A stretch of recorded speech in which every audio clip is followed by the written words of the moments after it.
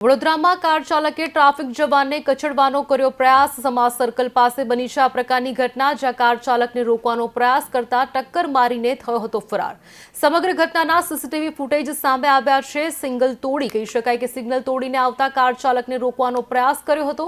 સમા police સ્ટેશનમાં car ચાલક સામે ગુનો નોંધવાની તજવીજ હાલ તો હાથ ધરાઈ છે।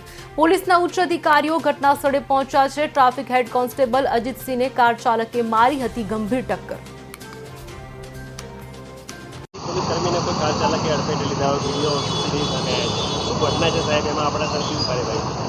હા, કોઈ અમારા ટ્રાફિક પોલીસના કર્મચારી ફરજ પર હતા અને કોઈ કાર ચાલકે એને અડફેટમાં લીધા છે એવું અત્યારે હાલના પૂરું પ્રાથમિક તબક્કે જાણવા મળ્યું છે અને સમા પોલીસ સ્ટેશનથી તપાસ આની ચાલુ છે અને એ બધી વિગતો આવી જાય એથી આપણે કાયદેસરની કાર્યવાહી કરવામાં આવશે। પોલીસકર્મીને કેટલી ઈજા થઈ શકે છે? પોલીસકર્મી હાલ તો સારવાર હેઠળ છે અને પ્રાથમિક તબક્કે એવું જણાય છે કે એને ફ્રેક્ચર છે, પરંતુ એના વિધિસરના વિગતવારના રિપોર્ટ આવશે એટલે આપણે જણાવશું। સર, વાહન ચાલકો બેફામ બની ગયા છે। ડમ્પરે અડફેટે લીધો, રાત્રે ગેંડા સર્કલે એક એક્સિડન્ટ થયો અને આ 3 ઘટનાઓ બની છે। શું કાર્યવાહી રહેશે આગામી સમયમાં આપણી આના માટે?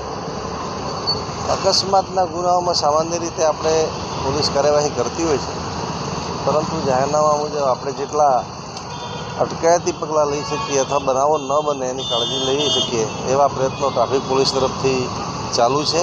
દરેક જંકશન પર અને દરેક જે હેવી જંકશન છે એના પર ટ્રાફિક પોલીસના અધિકારીઓ તૈનાત છે અને આ બાબતે પ્રતિબંધિત સમયમાં ખાસ કરીને મોટા વાહનો ન પ્રવેશે એ માટેની એક ખાસ ઝુંબેશ ચલાવવામાં આવશે અને એ વિશે તકેદારી રાખવામાં આવશે।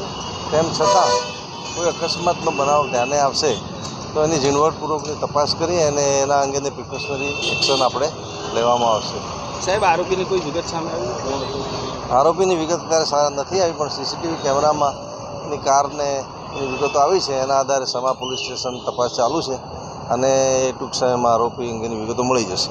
Thank you sir.